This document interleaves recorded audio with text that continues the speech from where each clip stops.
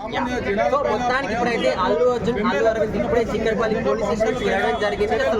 అసలు దాదాపుగా 2.5 గంటల నుంచి 3 గంటల పాటు విచారణ జరిగింది. ఇక్కడ ఏం క్వశ్చన్స్ అడిగారు ఏంటి అనే విషయం గురించి మనం మాట్లాడుకుంటే థియేటర్ దగ్గర ఉన్నటువంటి విజువల్స్ చూపించి వీడియో చూపించి వారి క్వశ్చన్ చేశారు అల్లు అర్జున్.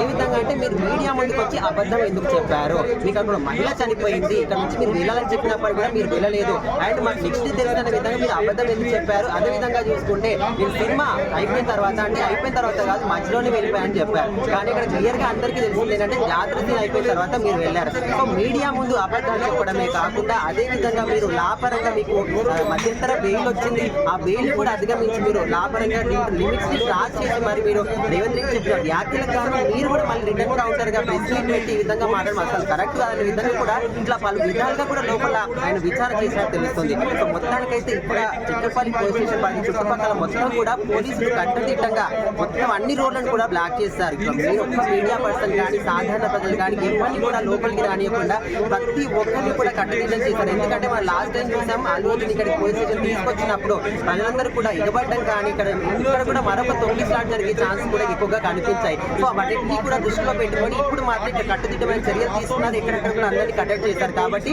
ఆల్మోస్ట్ అందరినీ వాళ్ళు వెళ్ళిపోయిన తర్వాత వదిలిపెట్టడం జరిగింది. సో మొత్తానికి ఇక్కడ ఏం జరిగింది ఏంటనే విషయాల గురించి మనం మాట్లాడుకుంటే అల్లు అర్జున్ తరపు న్యాయవాదులు కానీ లీగల్ రిప్రజెంటేటివ్స్ కానీ బయటకు వచ్చి చెప్తే కానీ ఇంకా ఇంట్రెస్టింగ్ విషయాలు అసలు ఏం మాట్లాడుతున్నారని కూడా మొత్తం బయటకు వస్తే అప్పుడు చూస్తూనే ఉంటాం.